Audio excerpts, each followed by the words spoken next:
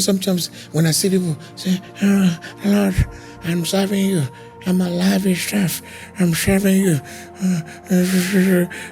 Lord, since I became born again, things are hard. Oh, yeah, get out. Just go. Denounce you're born again. We don't want you. No. That's how to say it. Because this madness has to stop. Okay, now if you come to my office and say, since I became born again, my life is tough, I say, go back to your field.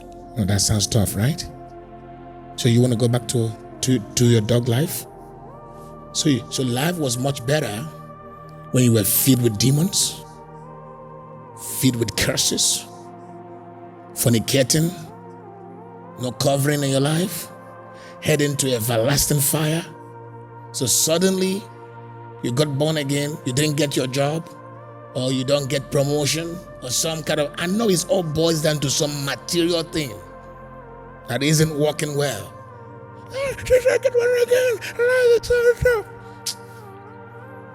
and this time around, we are not going to beg you. Never beg anybody to get born again. Don't stop that. Jesus says, I am the way. I am the truth. I am the life. In other words, there is no other way. There is no other truth. And there is no other life apart, outside Jesus the Christ. So, he confidently said it. Said, if anyone shall come by me, he will receive it. Period. So make the choice. Don't go and beg people. I'm about to give up my faith. You never had a faith. No, I'm telling you. These people that are saying, I'm about to give up, they never had any faith. Because you cannot give up such a precious gift if you really have it. Many don't have. You see, the problem is that we have too many snakes, too many scorpions that came inside the net when we cast the net. We are all mistaken as sheep, as fish. You see, in the physical realms, scorpions appear like fish. Yes. We cast the net. Boom. And you see all kinds of fishes. Some of them are possessed with scorpions. So if you look beyond the fish, you will see a scorpion in form of a fish.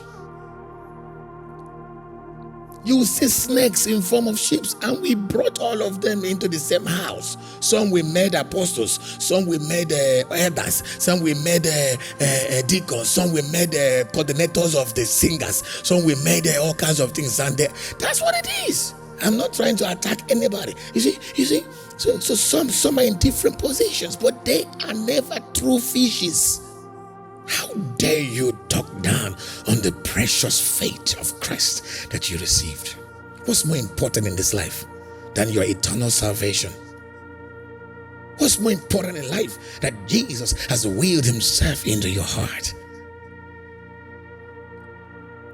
My life is not working. At what point was your life working? I'm asking you. Why are you blaming salvation as though salvation is responsible of your life not working? You see, that's how they behave. All of them will always be pointing finger at this God. It's salvation when I got born again. So when you were not born again, things were working? No, things were not working. It's just that you were allowed to fornicate. So those moments of sexual ecstasies were helping you out. But now, you've entered a phase where fornication is sin. So you try to fornicate, the guilt will double to your troubles. I'm not kidding. That's what is happening. Those days you are allowed to drink. You're allowed to go and do some things and it's places you go and you waste hours without even remembering your problems. That's when you thought that there was no problem when you were a sinner. No, the same problem was there.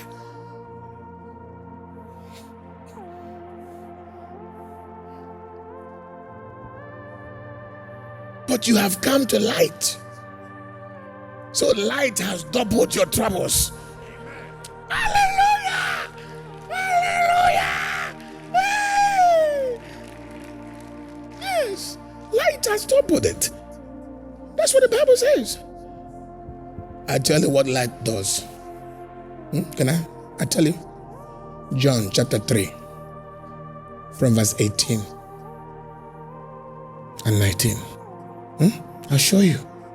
Light will trouble you. Light will press you. Light will expose you. Put it on. He that believeth on him is not condemned, but he that believeth not is condemned already, because he has not believed in the name of the only begotten Son of God. Let's jump. It says, and this is the condemnation, that light is come into the world, and men loved darkness rather than light, because their deeds were what? Evil. You know what? Light has zero tolerance to evil. It will expose it. It will prune you. It will cut you off from it. For everyone that doeth evil hates the light, neither comes to the light. For what reason? Lest his deeds should be reproved. The word reproved, exposed. Surprise? Oh, that's the problem.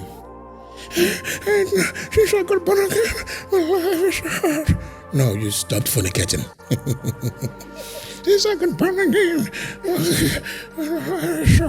You cut off from those your friends that make you do the wrong things. So all of your lusts of the flesh are being starved. So the pressure has increased. Thank God for those pressures.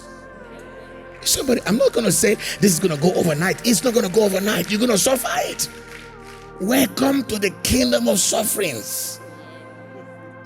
I'm not talking about suffering with diseases or sickness. No, come here. We remove that cancer.